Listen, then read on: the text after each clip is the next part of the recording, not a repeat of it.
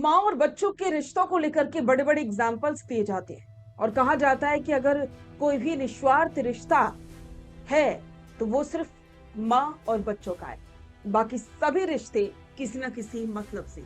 लेकिन आप सोचिए कि जब एक माँ अपने प्रेमी से बात करने के चक्कर में अपने 3 साल के बेटे की हत्या कर दे, तो आपको जानकारी दे दे कि एक माँ ने अपने 3 साल के बेटे की गला घोट करके हत्या कर दी। और वजह आप जानते हैं क्यों?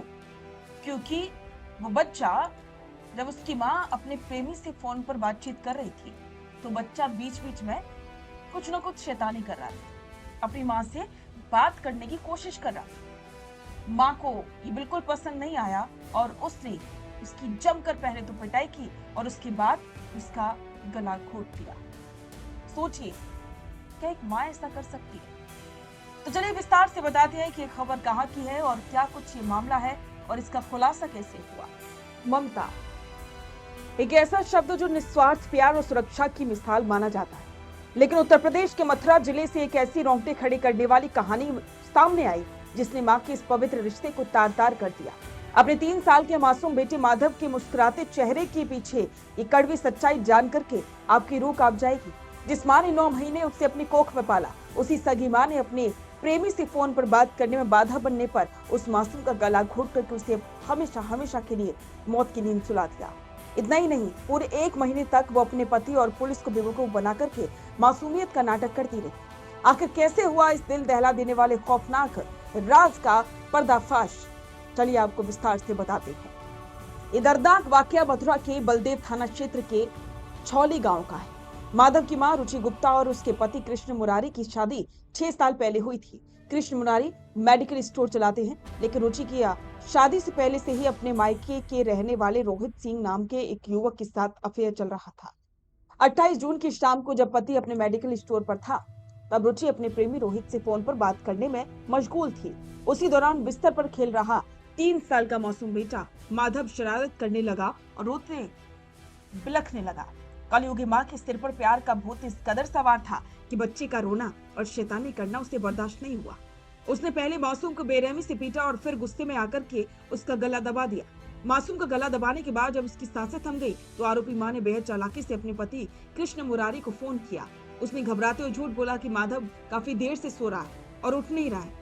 पति तुरंत घर पहुंचा और बच्चे को अस्पताल ले गया, जहां डॉक्टरों ने मासूम को मृत घोषित कर दिया।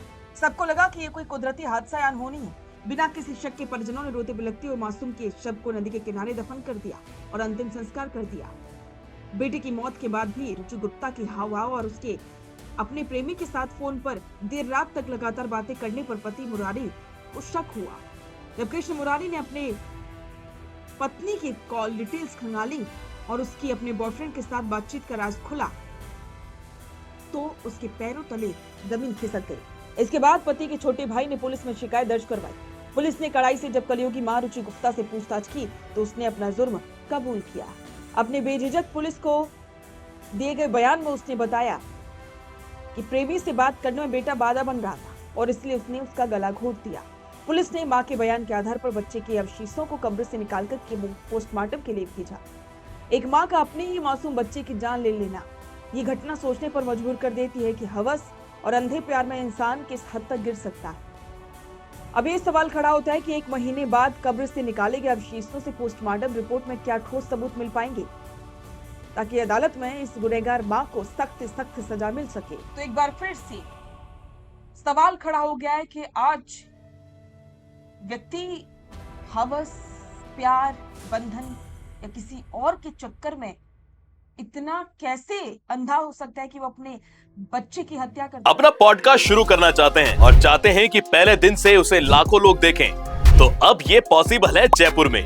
जयपुर का सबसे तेजी से बढ़ता हुआ digital news channel the fact India आपके पॉडकास्ट को वर्ल्ड क्लास बनाने के लिए जयपुर के बीचों बीच श्याम नगर में लाया है world class podcast setup, green screen setup, उसे शूट करने के लिए best state of the art facilities, editor से लेके लाखों फॉलोअर्स और करोड़ों वाली रील्स वाला यूट्यूब चैनल, और ये सब आपको एक ही जगह पर मिलने वाला है। तो पूरी जानकारी के लिए आज ही व्हाट्सएप कीजिए इस नंबर पर।